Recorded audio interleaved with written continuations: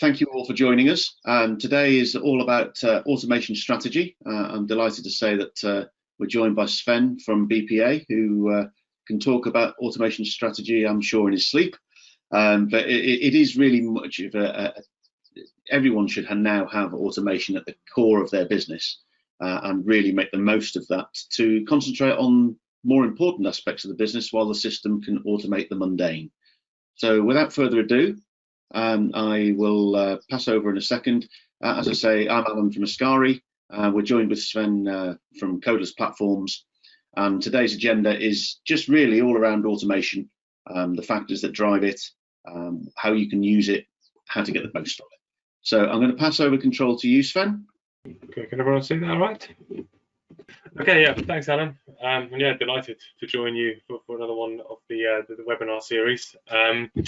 Yeah, today let's talk about automation strategy, why you need one, how you get going, and why it's become probably more important than ever now to start thinking about it. I'm going to spend about 15-20 minutes talking to you about different things that I'm seeing out there. We work with obviously Ascari and Ascari customers, but we work across different channels, different businesses, different sizes, different industries. And everyone seems there are some commonalities what people are facing in the world we live in at the moment. So what takes us towards automation? What can automation do for my company? Examples of return on investment, BPA platform, and building an automation strategy, where to start. Okay, so let's have a think about why would you now look at automation? Automation software has been around for years. People have been doing automation, and people have been doing successfully. Some people have been worried about implementing it, but I guess there's a number of different factors why you should think about it now.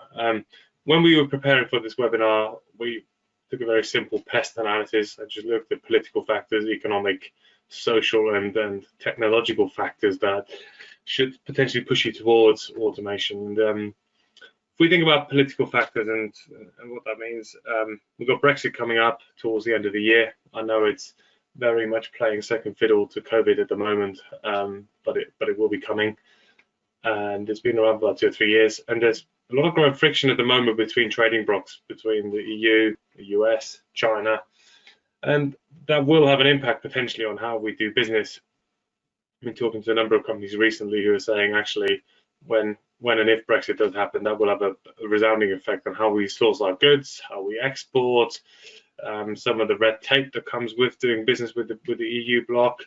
And the same goes, of course, for exports to China, imports to China. Supply chains get disrupted, and there's probably more automation needed to try and speed up those processes.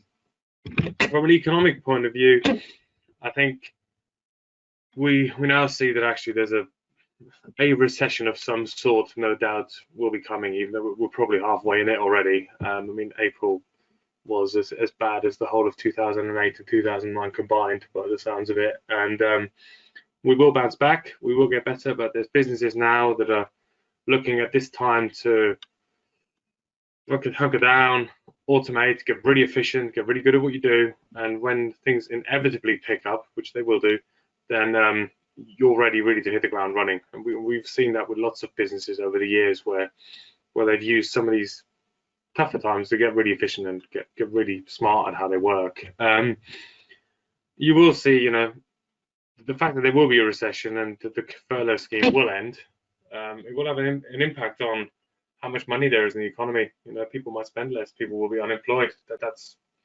We never talk about the fact that actually automation can also cause job losses, but actually there will be unemployment out there, and customers are likely to spend less money, are going to be a little bit more cautious in the way they go about their everyday lives. And actually, while this virus is here, you may be working with 30 people in your business, 50 people in your business, but self-isolation rules, track and trace, and those kinds of things could very quickly mean that you may lose a couple of them for a couple of weeks while they have to self-isolate, or actually indeed get the virus. So there's things that are happening at the moment that it's almost like you have to plan for a continuous seasonal shift where you may have more or less people. From a social point of view, I think there's a really interesting social revolution happening now in the way that everyone goes about their everyday lives. I mean, COVID-19 has 100% shaken the world in how we do things. I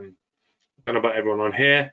I never thought I'd be doing weekly quiz meetings on Zoom with my friends. In fact, I used to hate Zoom meetings at work. It's become the norm now. I didn't think that I would be able to work in a business where I don't see my colleagues for 3 months, but it's worked. And actually, I've not missed shopping. I'm missing the coffee shops a little bit. Missing the pub maybe, missing some restaurants, but actually, we've all become accustomed to this life now to an extent because it's been for so long. That how quickly are we all going back to the way we went about things before, which again will have an impact on businesses out there. People might be buying less, might be going out less, might be spending their money less in different ways. So we have to innovate. Luckily, I think this is probably the one positive point on this slide, is that technology is in a place where it can help us. I mean, I did wonder the other day if this coronavirus had happened 10, 15 years ago, where there was no social media to promote yourself, where there was no e-commerce to innovate and sell your goods online, where there was no Zoom and video calls, how would this whole thing have played out then? Luckily, we're in a place where technology can really bridge a gap. And I think now's the time to innovate. I did read a book recently of the CEO of Disney, and his mantra was innovate or die.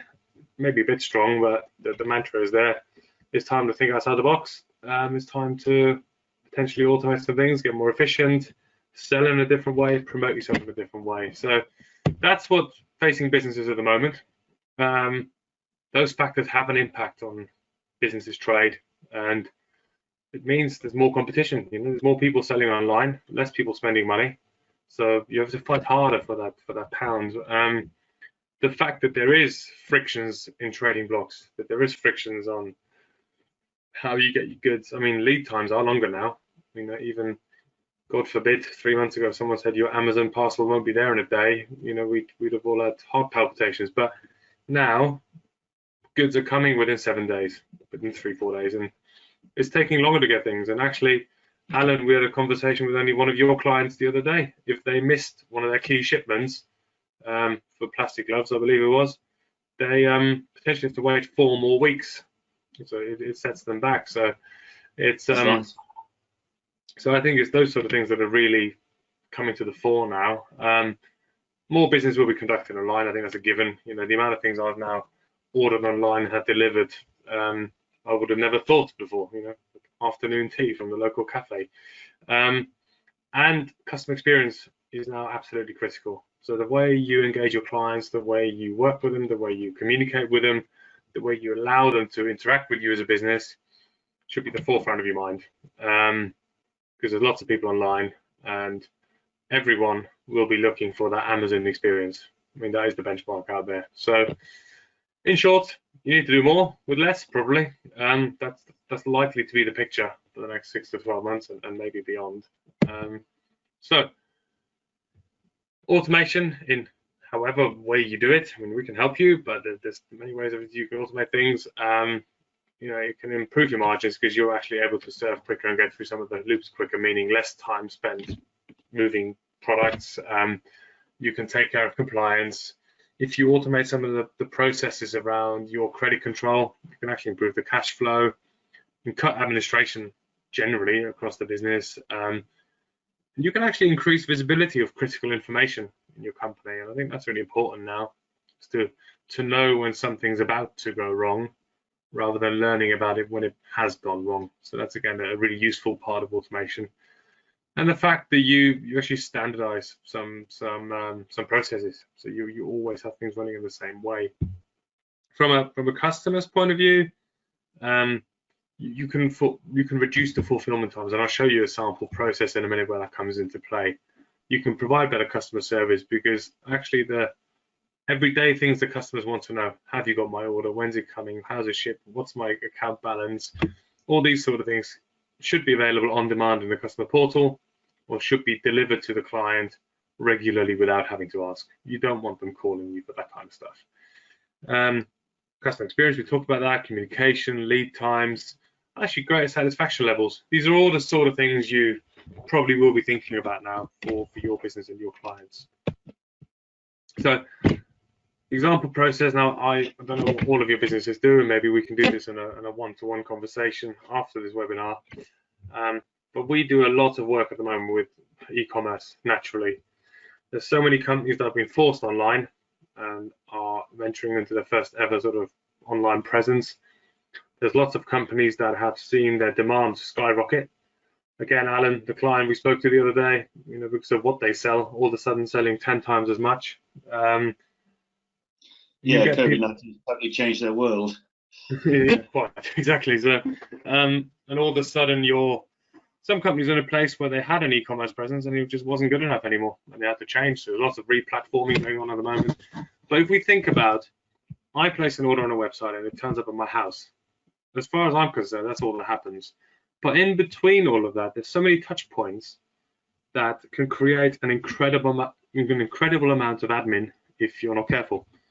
So if the order's placed, it has to go into your finance system to be recognized as an order. SAP Business One in this case.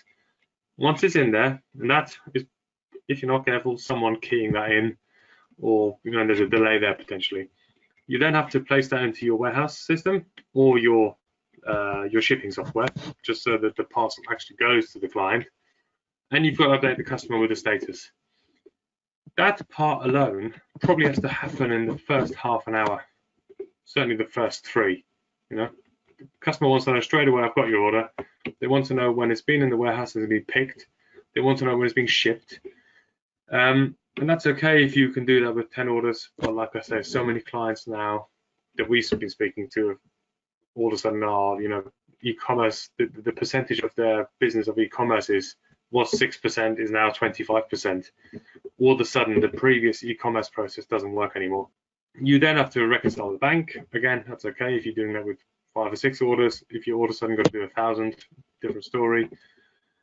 And then you really should update with your CRM if you're using a CRM system of some sort, because now if you get a customer, it's really important that you know them. It's important that you're able to sell more goods to them, that you can provide more services to them, and that you can stay in touch with them. So if you haven't got a CRM system, whatever's ordered on the ERP system, get it into your CRM.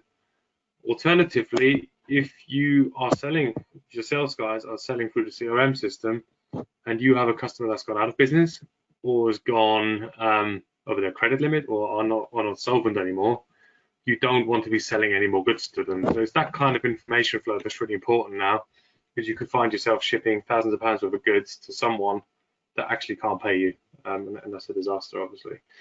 You've got to go back to the process that me and Alan have with our client, placing orders with key suppliers to make sure you protect your supply chain, that you can keep servicing your clients, creating pick lists, raising purchase orders for the new stock, digitizing returns. I mean, we're all going to buy more stuff online, and naturally we're going to return more stuff online, and triggering customer feedback. So one process, which is someone placing an order, has probably 10 or 15 touch points of where you can automate little things to speed up all of this.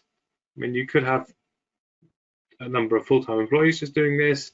It could impact how quickly you can service customers, and also the level of service you provide to your customers. We've got a number of customers that have done this already, and these are people that have actually decided to do a case study with us. So Art and Hire, they hire tractors and trucks and that kind of thing. They merged 2 different companies, a lot of manual processes, and they wanted to improve the process for their clients when they were hiring from them. They actually said by doing automation, it saved them 100+ hours per month. Actually, they're one of the few clients that actually gave us a figure on what it's saving them. But it improved the hiring process, and it definitely contributed to the growth of their company. IQGeo, company that had 5 different systems that weren't talking to one another, had 4 months to do the project, and they wanted to automate the sales orders and reporting processes. And really what they're finding is that there's a lot less human intervention when it comes to getting the systems talking, less manual inputting, and it's improved. They haven't given us any figures, but they all talk about improved efficiency and they have more time. and that seems to be a common theme across this slender tone. They do the fancy six-pack belts that, I mean, in my opinion, don't really work. I had one many years ago. But what they did is they moved platforms, moved the e-commerce platforms, had to go from Magento to Shopify, automate the orders, and again, they talk about reduced human intervention, costs cut, and I think once you've done some automation and you've done some integration, you then all of a sudden spot different things. I have this in every meeting we go to, and Alan, we had this on the few we've done recently. We go in with one conversation, and all of a sudden, actually, there's all sorts of things that could be automated around a business. Grosvenor, what do? They actually had an ERP system and CRM. So talking about the process I mentioned a minute ago, about getting those two systems talking. They were transferring orders from Salesforce to the finance system, which in this case was Sage.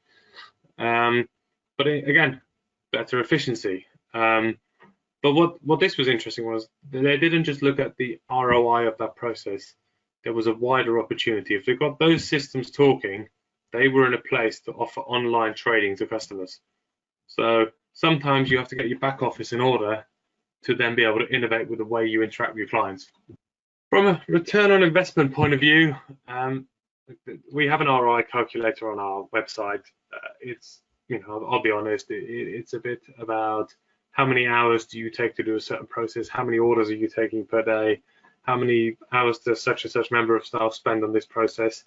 Actually, the return on investment for automation can be a little bit more, well, can be a little bit different to that, actually. Well, what I find in the conversations I've had is it's an opportunity cost, and that's what we talk about, actually. If we automate this stuff, does it free up time for your staff to do something else? Your members of staff, if they're just doing mundane data entry every day and really boring jobs, they're less engaged, they are less happy, and they're probably less innovative. Get computers doing that stuff. All of a sudden, you might find you've got an extra man day every day for someone to speak to your customers, to handle the exceptions, provide better customer service, and innovate on the things that you want to as a business. You can take care of audit trails, get that automated. Security is a big thing.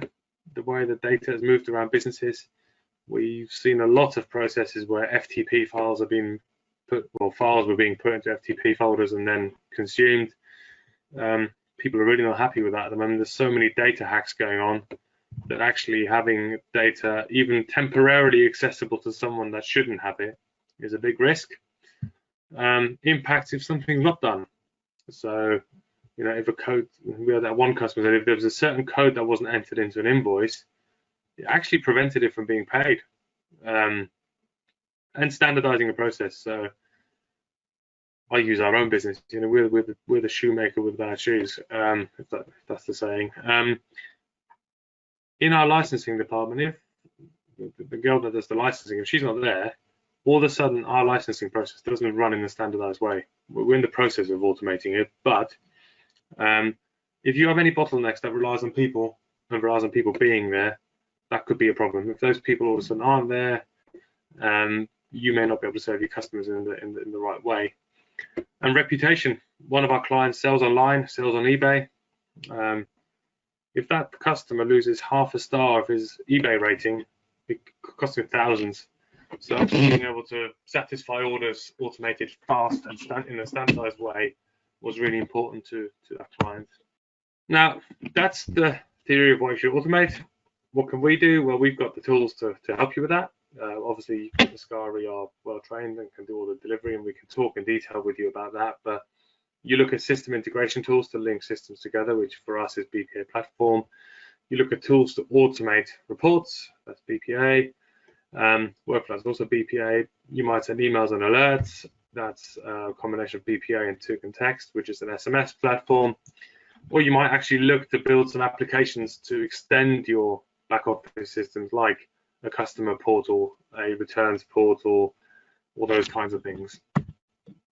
From a connecting systems point of view, we've got very wide breadth here. I mean, this is a strategic platform that you put into place in your business. You might be running SAP Business One, but are you trading with someone that asks you to do EDI? Do you have a distribution product, a WMS system? Are you processing payments from Concur, Ability, Sage Pay? Are you trading online? Or are you having to trade online with any of these big stores, eBay, BigCommerce, Magento, Shopify, WooCommerce?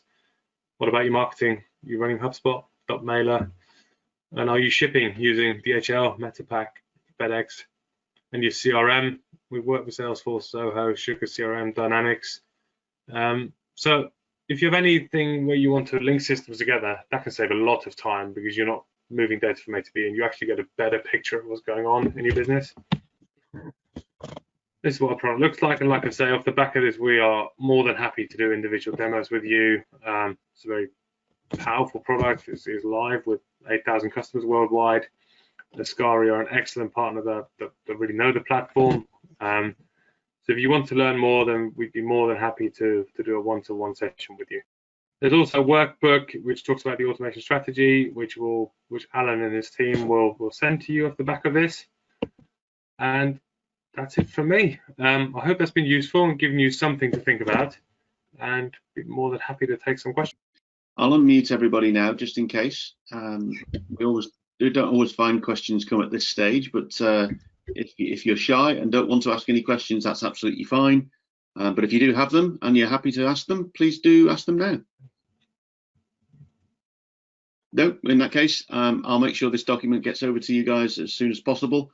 We at Ascari, we really like BPA. We like them as a business. We think their solutions are excellent, and we know they work. That's the most important thing. We've got plenty of customers who can tell you that we've integrated this to that and that to this. It doesn't really matter what it is. There's normally a solution, and it's a very strong product. The fact that it works across the ERP world and all the other systems out there shows its strength. And for us, it gives us the confidence to recommend it to our customers. So if that's it for the day, thank you all for your time, and thank you for attending. Thank you, Sven, and we'll be in contact in the near future. Yeah, thank you very much. Thanks very much. Bye-bye.